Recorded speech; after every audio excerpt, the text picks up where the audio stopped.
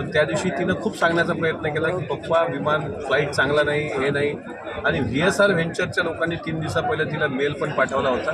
ते कुटुंब सावरलं पण नाही, ते कुटुंब सातत्यानं भांडते आहे, ते कुटुंब बोलते आहे, तर तिला VSRचा VK सिंग धमकावतोय. समजा एखादा व्यक्ती याच्यात दोषी असला तर त्याची पुढची पिढी म्हणजे त्यांची लेकरं अवल्यात, त्याची पुढची पिढी म्हणजे नातवंड, ते पाळणं हलवायला कोणी शिल्लक नाही राहणार घरात त्याच्या, त्याचं पिंडदान करायला कोणी वाचणार, हे एवढं तुम्हाला सांगतो. आपल्यासोबत राष्ट्रवादी काँग्रेसचे आमदार अमोल मेटकरी आहे. रोहित पवार गेल्या काही दिवसापासून अजित पवारांच्या विमान अपघात एक अपघात आहे यावरती पत्रकार परिषद घेऊन प्रश्नचिन्ह उपस्थित करत आहे.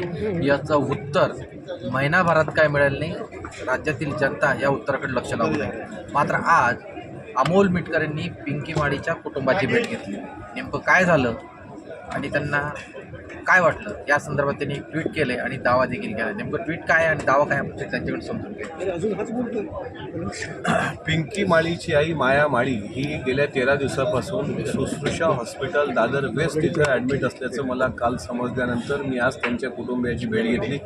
त्यांचे वडील अजितदादांचे अत्यंत निकटवर्तीय असलेले शिवचरण माळी यांना पण मी भेटलो आणि त्यानंतर तिच्या भावाला पण मी भेटलो. त्यांनी सांगितलं की दादांचं फ्लाईट ज्या वेळेस टेकऑफ घेत होतं त्यावेळेस पिंकीला आनंद व्हायचा आणि आम्हालाही वाटतं की दादासोबत आहे मुलगी म्हणजे ती एकदम सेफ प्रवास करणार.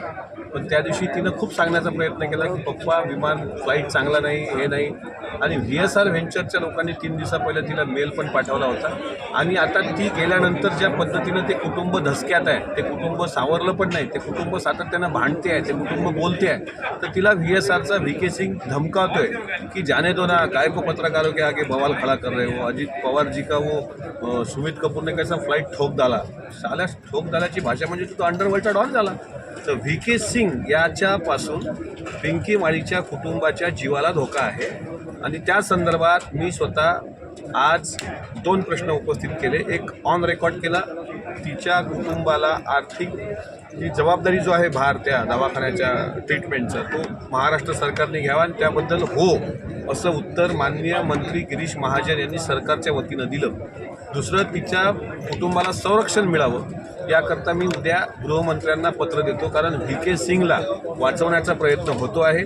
DGCA VSR व्हेंचरला वाचवण्याचा प्रयत्न करते आहे आणि DGCAचे अधिकारी आणि VSR कंपनी या दोघांनी मिळून अजितदादांच्या विमानाचा घातपात घडून आणल्यामुळं या बदमाशांविरुद्ध सदोष मनुष्यवधाचे गुन्हे दाखल करण्यासंदर्भात उद्या स्थगनचा प्रस्ताव वरच्या सभागृहात चर्चेला येणार आहे. तो प्रस्ताव विरोधी पक्षांनी मांडलेला आहे.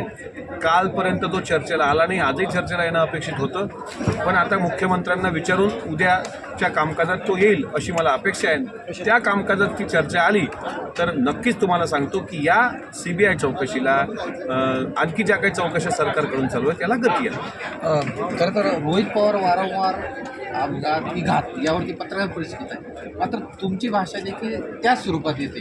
पण मात्र तुमच्या पक्षातून जर विचार केला तर उपमुख्यमंत्री सुनेत्रा अजित पवार यांनी पत्र दिलं आहे गृहमंत्र्यांना, त्याची पक्षामध्ये चौकशी होईल. मात्र तुमच्या बाजूला पक्षातील कोणी मोठा नेता उभा राहून राहिला. सुनेत्रा वहिनी ज्या आहेत त्या राज्याच्या पहिल्या महिला उपमुख्यमंत्री आहेत. जयदादा पार्थदादा यांनी स्वतः ट्विटर आणि सोशल मीडिया प्लॅटफॉर्मवरून त्या शंका उपस्थित केल्या.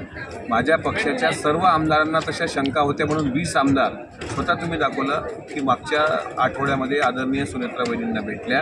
आणि मी तुम्हाला सांगतो की एखाद्या मोठ्या पदावर गेल्यानंतर एक एवढी मोठी दुर्घटना झाल्यावर ते आता स्थिर हळूहळू व्हायला सुरुवात होईल, कारण त्यांचं दुःख त्यांना माहीत. आणि राहिला प्रश्न लढण्याचा, तर मी शेवटी अजितदादांचा मी कार्यकर्ता आहे आणि लढावं हाच मूलमंत्र मी अजितदादांकडून या 10 वर्षात शिकलेलो आहे. त्यामुळे ही लढाई मी लढतोय. बाकीच्या आमदारांनी पण संविधानिक पद्धतीने ती लढावी, नाही तर ती विधानसभा आणि विधान परिषदेमध्ये स्थगनचा प्रस्ताव देऊन चर्चा घडून आणावी. कारण प्रत्येक आमदारांवर दादाचा उपकार काय आहे, तर तो उपकार असा आहे की कोरोनाच्या काळात जो 2 कोटी निधी स्थानिक आमदार विकास निधी होता तो आज जो 5 कोटी निधी भेटतो. आणि विरोधी पक्षाचे आमदार आज स्वाभिमानानं सांगतात की आम्ही जिवंत आहोत आमच्या मतदारसंघात ते अजितदादांमुळं, कारण 2च कोटी निधी यायचा आणि विरोधी पक्षातल्या आमदारांना काही निधी भेटत नसतो सत्ताधाऱ्यांकडून, असा त्यांचा आरोप आहे. तो आता 5 कोटी भेटतोय ते फक्त अजितदादांमुळं. मग जर विरोधी पक्षालाही अजितदादांचं पाठबळ होतं तर त्यांनी सुद्धा या चर्चेमध्ये सहभागी व्हावं आणि दोन्ही सभागृहामध्ये हे चर्चा घडून आणावी. तशी लोकसभा राज्यसभेमध्ये जर चर्चा झाली आणि महाराष्ट्राच्या दोन्ही सदनात चर्चा झाली तर याला गती येणार, नाहीतर हा विषय काळाच्या पडद्यामागं पडून राहणार. आणि मला विश्वास आहे की आदरणीय सुनेत्रा वहिनींच्या आशीर्वादानं हा लढा आम्ही पुढे लढतो. बरं, आता अर्थसंकल्पीय अधिवेशन सुरू आहे, तिसरा आठवडा आहे, तिसऱ्या आठवड्यातला पहिला दिवस आहे. मात्र ज्या पद्धतीने अजित पवार हे सभागृह सुरू झाल्यानंतर पक्षाचे किती आमदार उपस्थित राहतात, मंत्री उपस्थित, या संदर्भात ते टिप्पणी करत होते आणि हजेरी घेत होते. मात्र आता जर बघितलं सध्याच्या काळामध्ये अशा प्रकारचं जे उपस्थिती आहे सभागृहात सत्ताधारी पक्षातील, ती उपस्थिती फार कमी प्रमाणात पाहायला मिळते. तुम्हाला काय अनुभव दादांचा या संदर्भात? काय, दादा म्हणजे हेडमास्टर होते आमच्या पक्षाचे, कडक हेडमास्टर, शिस्तीचे. आणि कडक हेडमास्टर जर शाळेत नसले तर विद्यार्थी कसे बेशिस्त होतात हे तुम्हाला सभागृहात चला दिसतं. आमच्या पक्षाचे कोण आमदार कुठं फिरून राहिले, कोण आमदार प्रेझेंट आहेत, कोण आमदार घरी गेले, कोणी आमदार हॉटेलला गेले. दादा असते तर दादा जोपर्यंत सभागृह, दादाचं एक वैशिष्ट्य होतं की सकाळी लवकर येऊन सभागृहाचं कामकाज पूर्ण होईपर्यंत दादा सभागृह सोडत नव्हते. पण दादा नसल्यामुळे सगळे आता बेफिकर झाले. अब मनमानी ज्याला वाटते की घरी जावं तर चालला जातो. नाही, पण हे खरं आहे का, हे जी माहिती मिळेल आम्हाला की जी टिप्पणी होती हजेरी हो. ते हजेरीपाठ समोर जायचं, दादांची सही करायची ते. मी विधान परिषदेत आहे, दादा अचानक यायचे आणि एकदम मागं पाहायचे. कारण विधान परिषदेत संख्याबळ आमचं 8 आणि 1 अपक्ष किरण सरनाईक असे 9. दादा मोजायचे का 3च दिसत आहेत. मग मला ते दिसली नजर की मी लिहून द्यायचो की हे अब्सेंट आहेत, आम्ही 3 उपस्थित होतो. ही चिठ्ठी त्यांच्याकडे पाठवली का ते देवगिरीवर वाचून दाखवायचे. मग परत ते आमदारांना कळायचं नाही सभागृहात उपस्थित राहावं लागतं. आणि आज ते दादा हेडमास्टरच नाही आहे, तो इतक्या किसपटत ते. मग यासाठी आता आमदारांनी काय विचार केला पाहिजे, काय पाऊल उचलली पाहिजे मुख्यमंत्र्यांकडनं किंवा पक्षाच्या नेत्यांकडनं? जिस तन लागी वो तन जाने, बीजा क्या जाने गवारा रे, असं कबीर कहतात. ज्याला ज्याचं अंतःकरणाला पीळ पडला असेल त्यांनी हा लढा सुरू ठेवावा, कशाचीही पर्वा न करता. कोण माई चालाल तुम्हाला मारायला येणार नाही, काय कोणापासून तुमच्या जीवाला धोका नाही. पण ज्या व्यक्तीनं आपल्या घरातल्या लहान लेकरालाही जगण्याचं बळ दिलं असेल, आपल्या प्रत्येक आमदाराला, विरोधी पक्षाच्या आमदारालाही बापासारखं प्रेम केलं असेल, त्या व्यक्तीच्या नंतर आपण एक पत्र तरी देऊ शकतो, चर्चा करून आणू शकतो, मुख्यमंत्र्यांना भेटू शकतो, एखाद दिवशी पायऱ्यांवर बसू, जस्टिस फॉर दादा एवढं जरी केलं तर जिथून कुठून दादा बघत असतील त्यांना वाटत नाही आपले पोरं आहेत कामाची.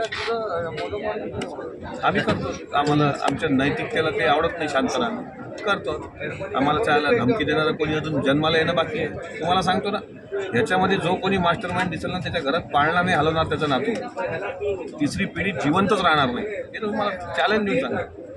समजा एखादा व्यक्ती याच्यात दोषी असला तर त्याची पुढची पिढी म्हणजे त्यांची लेकरं, अवल्यात, त्याची पुढची पिढी म्हणजे नातवंड, ते पाळणा हलवायला कोणी शिल्लक नाही राहणार घरात. त्याचं पिंडदान करायला कोणी वाचणार. हे एवढं तुम्हाला सांगतो.